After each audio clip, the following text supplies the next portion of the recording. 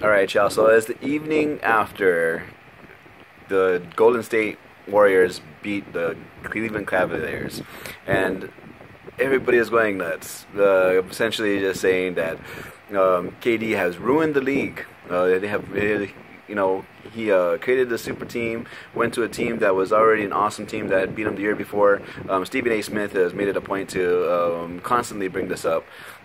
KD did not invent this. KD did not invent making a super team. The Los Angeles Lakers at one point had brought in Karl Malone and Gary Payton, made it all the way to the NBA Finals. They were the favorite to win the Finals series, and they lost. You know, it goes to show that it doesn't matter if you have 4 All-Stars on your team.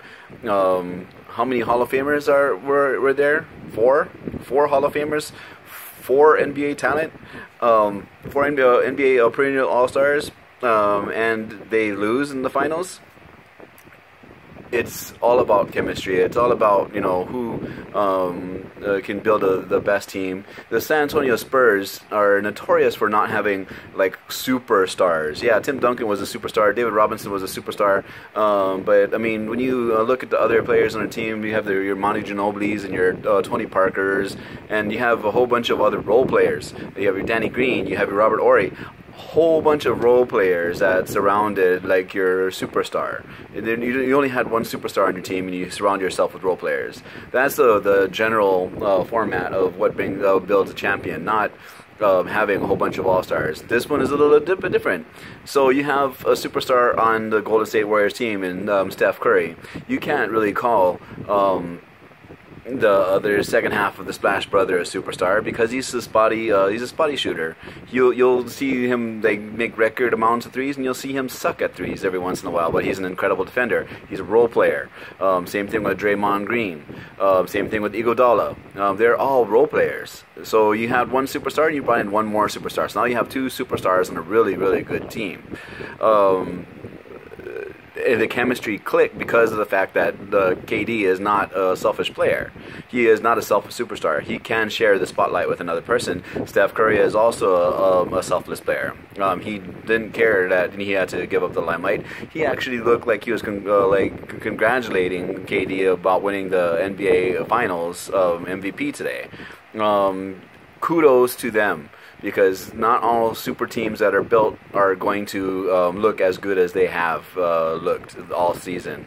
And they didn't dwindle under pressure when they got to the NBA playoffs. They're not the only ones. Boston Celtics, they started off with Paul Pierce, KG, and Ray Allen joined him.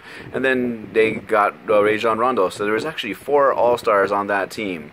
Did they win championships? Yes, they did. They did well. They were perennial powerhouses for a while, along with the Lakers. They were battling them back and forth for a bit. But just like everything, eras change, and people get older and they finish. But they were a super team. Actually, I think they were probably one of the least hated super teams of any super team that I've seen ever created. The only reason why I think LeBron James was hated so much for him creating his super team wasn't the fact that he actually wanted to create it. It was because he was so beloved in Cleveland. He was the hometown hero that people loved, and he embellished and marketed himself as enjoying playing for the hometown crowd. And then the way that he separated himself was the most unglorious way of separating yourself from a city that held you dear to their heart, was by going into this special saying where they're going to go. And he would almost everybody was expecting him to either say that he was going to stay with the Cleveland Cavaliers, the way that he was actually presenting it, and he went to the most flashy team on the planet and took 2 of his friends with him, Wade and Bosh. So I mean, I don't think people disliked LeBron's decision to go to Miami Heat as much as they did. They hated the way that he did it. If he were just to do it on a quiet scale and say, I'm going to Miami Heat, people in Cleveland would still hate him, but the rest of the nation wouldn't be like, ooh, crap, that was harsh. Just to do it in that way was really crummy. And then, nobody hated him coming back. Everybody loved him for coming back because now here's this hometown hero coming back to the Cleveland Cavaliers. But make no mistake, the Cleveland Cavaliers were not not stacked. They were stacked. I mean, you're talking. You have Kyrie Irving, and then you had a first-round draft pick with that you actually were going to pick Wiggins to actually be alongside Kyrie Irving. I mean, that would have been an awesome team in its own right by itself. Never mind this. Then you trade Wiggins away to actually get Kevin Love. So now you have a player that actually averages a double-double. He averages 19 points and 11 rebounds per game before he came to Cleveland Cavaliers. Everybody is talking about how LeBron doesn't have a stacked team.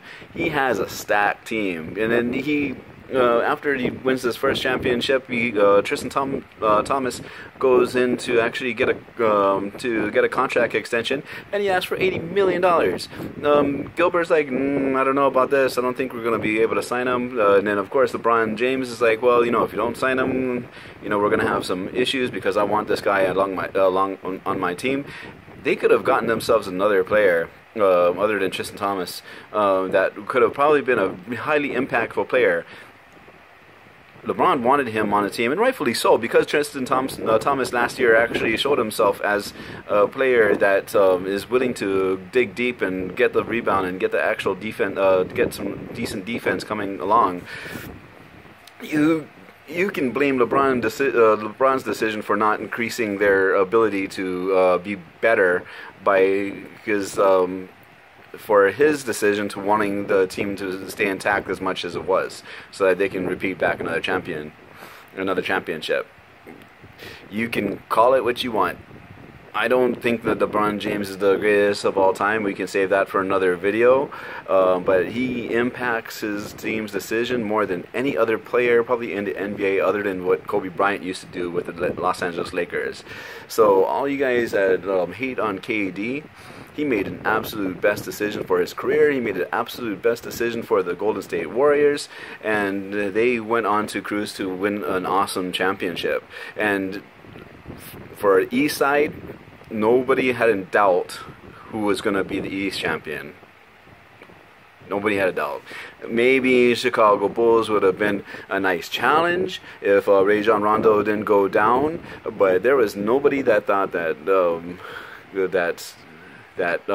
anybody other than Cleveland Cavaliers was going to make it to the East. So you could say, oh, Golden State ruined the season because they were so dominant. Cleveland Cavaliers was just as dominant on the East side.